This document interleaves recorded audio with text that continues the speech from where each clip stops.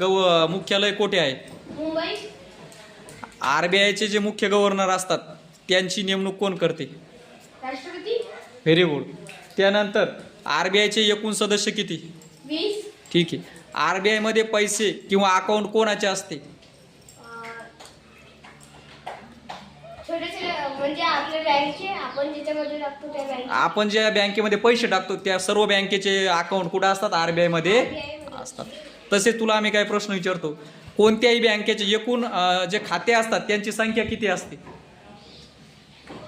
Account किती आपण बघितले समजा किती असते अकाउंट सर्वसामान्य?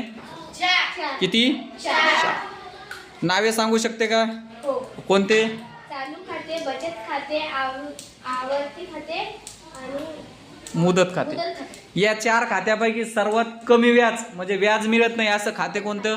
चालू खाते. ठीक आहे. सर्वात जास्त व्याज मिळणारं खातं? मुदत खाते. ठीक आहे. हिचं या येईना सर्व प्रश्न उत्तर दिलेले आहे, त्यामुळं हर्षली ठाकरेचे स्वागत करा.